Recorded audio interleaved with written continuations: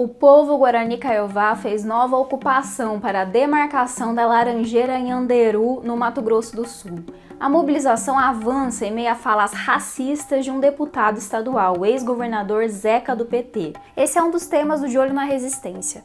Na seção Brasil no Mapa, vamos conhecer o BD Queimadas, que monitora incêndios no país via satélite. De Olho na Cultura fala do vinho, o que está por trás do glamour do produto. Antes mesmo das acusações de trabalho escravo, vem com a gente.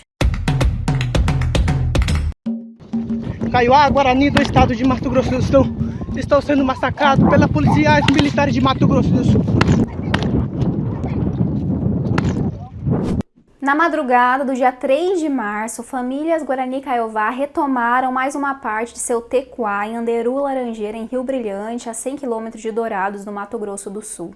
Com seus rezadores e rezadoras, a comunidade caminhou da área onde moram, desde a primeira retomada em 2007, uma faixa de 30 hectares de mata ciliar até a sede da Fazenda do Inho.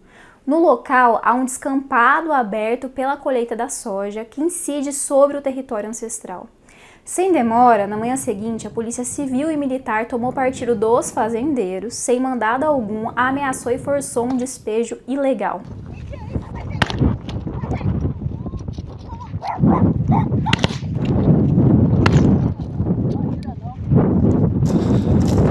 Aí pessoal, vocês viram, meu pai foi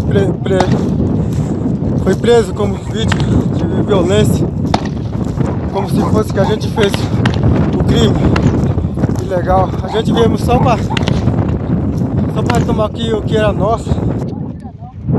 A violência da polícia e dos pistoleiros a mando dos latifundiários deixou diversos feridos, entre eles o rezador Olímpio, de 83 anos. Foram detidos 3 líderes indígenas, a professora Clara, conselheira da Cunhanguê Atiguaçu, o cacique Adalto, conselheiro do Atiguaçu, e o cinegrafista Lucimar Gualoí, conselheiro da retomada Ati Jovem. Eles foram acusados de esbulho possessório, resistência e desobediência e passaram um dia e uma noite na prisão. Depois foram liberados e recebidos na retomada com celebração. Foi anunciado que a perícia antropológica, uma das últimas etapas do processo de demarcação, está em curso. A nova retomada Laranjeira em Anderú permanece em pé e ganha força com a construção de uma casa de reza. O histórico da luta dos Guarani Kaiowá inclui assassinatos, despejos legais, muita bala de borracha e prisões. O território aguarda a conclusão dos estudos demarcatórios desde 2007. Os indígenas foram forçados a viver por mais de 15 anos numa pequena faixa de mato nas proximidades do latifúndio. Amargaram em 2009 um doloroso despejo, quando anciãos e crianças foram forçados a viver às margens da rodovia, entre a cerca e o asfalto.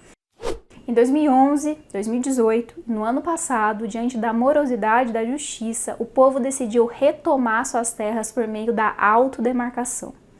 De Olho na Resistência noticiou a retomada Guarani Kaiowá e o despejo de 2022, quando em uma manobra política tentou-se criar um assentamento rural no território indígena. Essa investida foi capitaneada pela deputada estadual Mara Caseiro, PSDB, pelo vereador Adão Evandro, do DEM, e seu pai, Ramon Alves Leite, em conluio com o filho do dono da Fazenda do Inho, Raul das Neves Júnior. Na última semana, Raul das Neves Júnior foi denunciado pelos Guarani Kaiowá pela série de ataques à Laranjeira em Anderú. O fazendeiro também intimidou o motorista que transportou os indígenas para a reunião na área de retomada. O fazendeiro é presidente do PT de Rio Brilhante. Em defesa dele, o deputado estadual e ex-governador Zeca do PT atacou a comunidade indígena em discurso na Assembleia Legislativa, chamando a retomada de invasão. Não contem comigo essa gente que sem nenhuma razão ocupa e invade propriedades produtivas, gerando uma insegurança jurídica e correndo o risco de consequências que a gente não tem dimensão do que pode acontecer. E venho de lá com uma notícia para concluir, presidente. O presidente Lula, preocupado com isso, tem manifestado, não concorda com isso. Quer fazer assentamento, mas comprando propriedade e não ocupando propriedades produtivas como tem acontecido. Esse é o meu posicionamento. O político possui 3 fazendas que somam mais de 570 hectares. Quem também saiu em defesa dos latifundiários foi o governador tucano Eduardo Riedel, em 24 de fevereiro, no contexto de uma ocupação da FNL. Ele falou em manter a ordem e garantir o direito à propriedade. Durante a retomada de Laranjeira-Anhanderu, a ministra dos Povos Originários, Sônia Guajajara, tentou contato com o governador. O presidente Lula esteve na Assembleia do Conselho Indígena de Roraima na terça-feira, dia 14. Seu discurso foi bem diferente do que aquele de Zeca do PT. E os indígenas brasileiros não estão ocupando nenhum metro de terra de ninguém nesse país. Na verdade, quando dizem que os indígenas estão ocupando 14% do território nacional, eles deveriam lembrar que os índios tiveram 100% do território nacional. E, portanto, não são os indígenas que estão ocupando 14%, são os outros que estão ocupando 86% de uma terra que era 100% dos indígenas brasileiros. Nós, do De Olho na Resistência, estamos atentos a retomadas e ocupações, denunciando aqueles que criminalizam as lutas por território de indígenas, camponeses e quilombolas. Os povos do campo são as vítimas. A terça-feira foi um dia de denúncias e avanços para os atingidos por barragens. Em cerca de 30 municípios, o MAB realizou atos pelo Dia Internacional de Lutas contra as Barragens.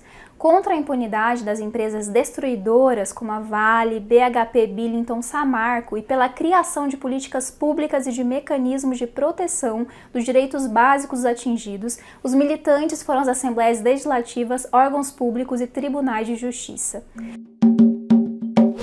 Muitos nomes científicos de plantas, animais e fungos são homenagens a pessoas que ajudaram na sua descoberta. Dona Gersina, assentada do MST em Pernambuco, tornou-se nome científico.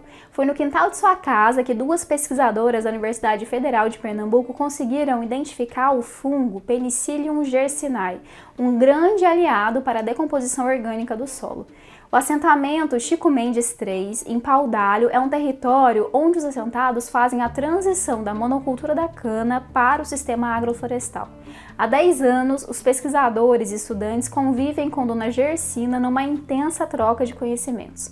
Ela se sente orgulhosa pela homenagem e diz ter um grande carinho pelos pesquisadores e estudantes que a visitam.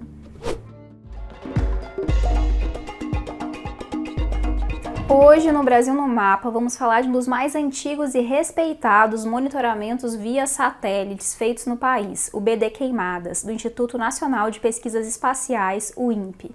A partir de um intercâmbio entre pesquisadores do INPE e da NASA, surgiu o sistema que opera desde 1987.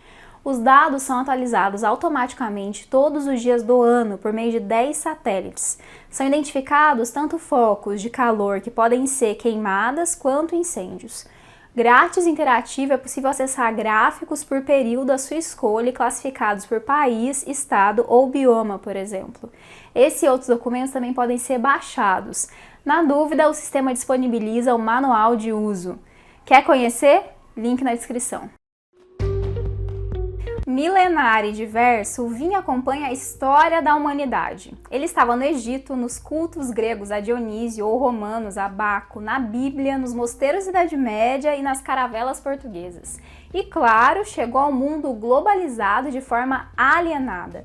Tão alienada que faz uma mercadoria parecer uma pessoa. O vinho tinto tem outra personalidade, desenvolve outros aromas e às vezes tem maior presença. A essa sacralização da coisa, Karl Marx chama de fetiche da mercadoria. É quando um objeto é valorizado não pelo trabalho humano que fez ele existir, nem pelo seu uso, mas pelo valor simbólico atribuído a ele. Para o vinho, como tantas mercadorias, a aposta é no glamour, ou na imagem de uma produção bucólica. Vou empinarlo bem com essa estelpa, que bela uva lá. Mas que, na verdade, esconde outra coisa. Quando chegava aqui, saía 4 horas da manhã, ia para as fazendas trabalhar catando uva. Quando chegava na hora, e chegava 10, 11 horas da noite aqui. O carro largava a gente lá, esperando o tempo todo, não ia pegar, tratava a gente como bicho, falta de respeito. Eles pegavam quem tinha azeda, dava a gente pra comer, diziam, vocês têm que comer isso mesmo, porque baiano bom é baiano morto, baiano tem que se ferrar mesmo. Essa é a voz de um dos 207 trabalhadores feitos de escravos pelas vinícolas gaúchas Aurora, Garibaldi, Salton e que foram resgatados em 23 de fevereiro. Exaustos e sem receber salários, eles ainda eram vítimas de ameaças, torturas com choques elétricos e spray de pimenta. Enquanto se sacraliza o vinho, demoniza-se a mão de obra que sustenta o capital e seu lucro, com exploração e racismo. Eu vou dar um conselho para vocês. Não contratem mais aquela gente lá de cima.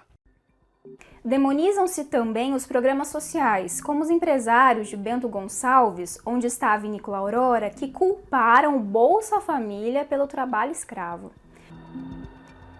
Contra essas mentiras e essa violência que as mulheres do MST protestaram em frente a Salton no dia 8 de março, Dia Internacional da Mulher.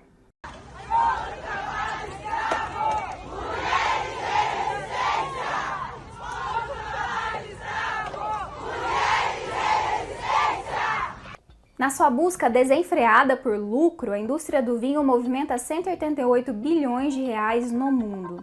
O Brasil tem cerca de 10% desse mercado. Com suas dimensões continentais, o país não tem só os tradicionais vinhedos gaúchos, com mais de um século de domínio por famílias tradicionais como o Salton. A produção de vinho se espalhou por territórios e climas diferentes. Ao Vale do São Francisco, em Pernambuco e na Bahia, estado de onde saíram os trabalhadores escravizados.